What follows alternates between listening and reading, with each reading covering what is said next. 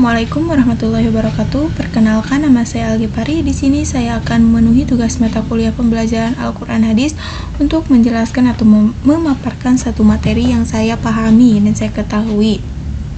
Nah, sebelum ke materi yang akan saya bahas, di sini saya akan menyinggung sedikit mengenai latar belakang pembelajaran Al-Quran Hadis. Pengertiannya yaitu pembelajaran Al-Quran Hadis merupakan suatu proses pendidikan dalam pendidikan agama Islam yang bertujuan untuk membimbing siswa membaca Al-Quran dengan benar, memahami isi kandungan ayat dan hadis, serta mengamalkan nilai-nilai dalam kehidupan sehari-hari. Jadi pembelajaran Al-Quran Hadis ini bukan sekedar membaca atau hafalan, tetapi bagaimana cara kita bisa mengamalkannya dalam kehidupan sehari-hari. Nah, materi yang saya pilih yaitu mengenai pembelajaran tilawah, tadabbur, dan tadris.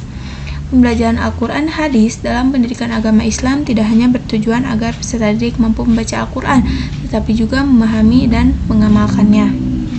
Nah, namun dalam praktiknya seringkali guru atau pendidik itu hanya mengajarkan tilawahnya saja atau hanya mengajarkan hafalannya saja. Si tadabbur dan tadrisnya itu kadang suka ketinggalan, padahal di sana kita itu harus mampu menyeimbangkan atau menyempurnakan ketiga strategi, metode, dan pendekatan tersebut.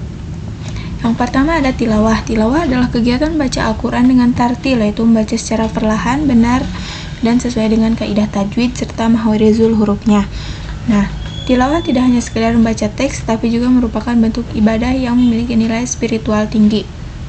Jadi, tilawah itu bukan sekedar membaca Al-Quran atau menghafalnya saja ya, tetapi tilawah juga bisa menjadi amal bagi kita, sehingga dalam membacanya itu harus benar-benar makhrijul hurufnya, tajwidnya itu harus benar ya. Sebagaimana dalam dalil Al-Quran dan hadis. Untuk dalil Al-Qurannya Quran surat Al-Muzammil ayat 4, waratilil Qur'ana tartila, artinya dan bacalah Al-Quran itu dengan tartil, perlahan, lahan, dan benar. Jadi dalam Al-Quran juga sudah dijelaskan ya, Allah juga udah menegaskan bahwa dalam membaca Al-Quran kita tidak boleh tergesa-gesa atau terburu-buru. Kita itu harus benar-benar menghayatinya. Menghayati itu bukan berarti hanya nadanya saja ya, hanya tilawahnya saja, tapi bagaimana si tajwid dan makhrijul hurufnya itu benar. Jadi jangan terburu-buru dalam bacaannya. Adapun dalam hadis, khairukum man ta'allama al-Qur'ana wa 'allamah, artinya sebaik-baik kalian adalah orang yang belajar Al-Quran dan mengajarkannya. Itu sudah jelas ya. Jadi kita itu sebelum mengajarkan Al-Quran kepada orang lain, kita juga harus belajar terlebih dahulu dengan sungguh-sungguh dan benar-benar. Lalu yang selanjutnya ada tadabbur. Tadabbur adalah proses memahami, merenungkan, dan menghayati makna ayat Al-Quran secara mendalam, sehingga tadabbur ini tidak hanya berhenti pada mengetahui artinya saja, tetapi bagaimana cara kita mengamalkannya dalam kehidupan sehari-hari atau kontekstual ya disebutnya, yaitu contoh nyatanya apa. Sebagaimana dalam dalil Al-Quran dan hadis. Sebagaimana dalam Quran surat As-Sad ayat 29, kitabun anzalnahu ilaika mubarak liyudabbiru ayati. Artinya, kitab yang kami turunkan kepadamu penuh berkah agar mereka mentadabburi ayat-ayatnya. Jadi Allah juga menegaskan kepada kita untuk senantiasa mentadabburi ayat-ayat Al-Quran.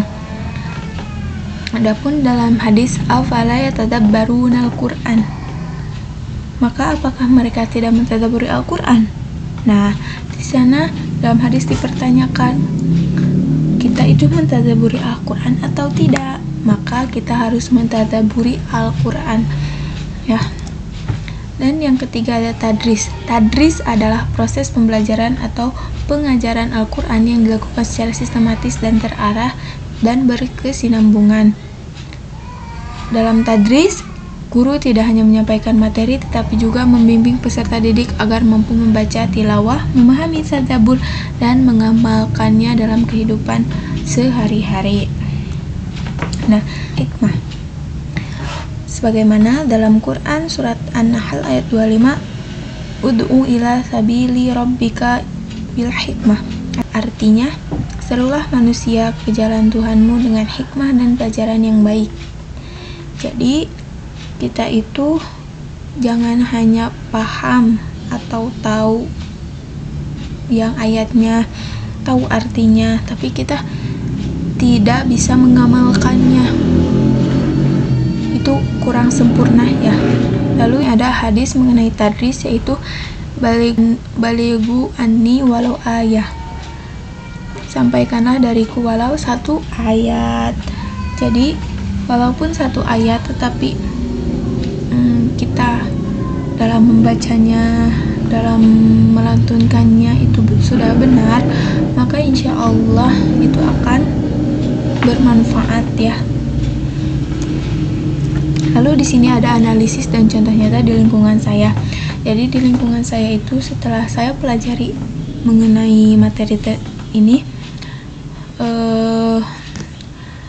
di lingkungan saya itu ada ya contohnya, yaitu ada pengajian malam Senin untuk remaja dan ibu-ibu serta bapak-bapak, di mana si ustadz atau penceramahnya itu mengajarkan ibu-ibu remajanya membaca Al-Quran terlebih dahulu. Setelah membaca Al-Quran, kita menginikan tajwidnya.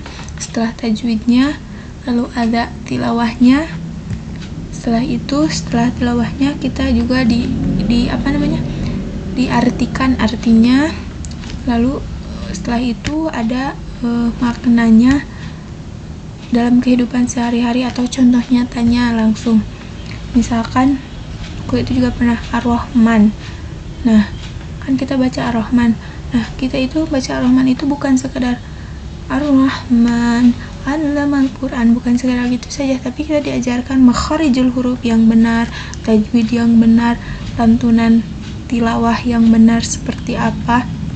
Setelah itu, kita itu disuruh untuk memahami ayatnya. Lalu ada contohnya dalam kehidupan sehari-hari kita, contoh nyatanya apa. Mungkin itu yang saya pahami mengenai materi tersebut. Dan untuk kesimpulannya, pembelajaran Al-Quran hadis melalui tilawah, tadabbur, dan tadris merupakan satu kesatuan yang tidak dapat dipisahkan. Tilawah membantu peserta didik membaca Al-Quran dengan benar, tadabbur memperdalam pemahaman ayat, dan tadris mengarahkan proses pembelajaran agar lebih sistematis serta dapat diamalkan dalam kehidupan sehari-hari. Jadi ketiga metode tersebut itu sangat berkaitan erat ya. Jadi kita sebagai pendidik harus mampu melaksanakan tilawah, tadabbur, dan tadris dengan benar, dimana bukan hanya bacaan atau hafalannya saja yang cepat, tapi bagaimana cara makharijul huruf, tajwidnya yang benar, lalu pemaknaan ayatnya. Dan kita itu di sini harus belajar bagaimana cara tilawah, tajwid, dan makharijul hurufnya itu yang benar,